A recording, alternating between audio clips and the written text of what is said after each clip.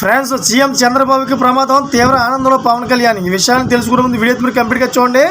అప్పుడే మీకు complete information ఏంటో అర్థమవుతుంది.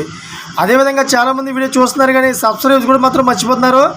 దయచేసి సబ్స్క్రైబ్ చేసుకోండి. సబ్స్క్రైబ్ చేసుకోవడం వల్ల నేను చేసే ప్రతి ఒక్క అప్డేట్ మీరు ముందుగానే పొందగలుగుతారు. అదేవిధంగా చాలామంది లైక్ చేయడం మర్చిపోతున్నారు. దయచేసి లైక్ చేయండి.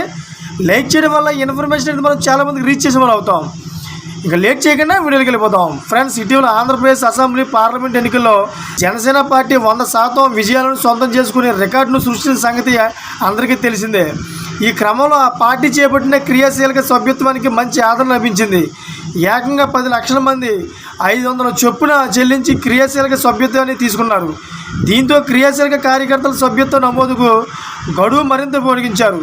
దీంతో మరింత మంది క్రియాశీలక సభ్యులుగా చేరడం ఖాయంగా కనిపిస్తోంది.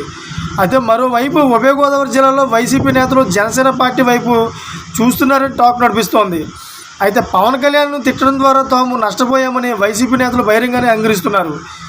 అయితే ఈ విషయం మీద అయితే చంద్రబాబు నాయుడికి భవిష్యత్తులో చాలా ప్రమాదమే పొంచి ఉందని, రాజకీయంగా చూసుకుంటే జనసేన వైపు మొత్తం వెళ్ళిపోతున్నారని చెప్పేసి చాలామంది అయితే చెప్తా ఉన్నారు.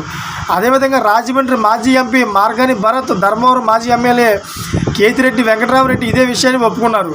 అయితే రాజకీయాల్లో చిరంజీవిలాగే పవన్ చేస్తాడని సందేహాలు వ్యక్తం చేసిన కాపు కమ్యూనిటీ 2019లో వైసీపీ వెంట నడిచింది. అయితే పవన్ స్వయంగా ఎన్నికల్లో ఓడిపోయినప్పటికీ పార్టీని నడిపించారు. ఎక్కడా వెనుకంజు వేయలేదు. దీంతో ఆ కమ్యూనిటీ మొత్తం ఇటీవల ఎన్నికల్లో పవన్ వెంట నడిచింది. భవిష్యత్తులోనూ ఇదే కొనసాగే అవకాశం ఉందని అంటున్నారు. Thank for watching friends.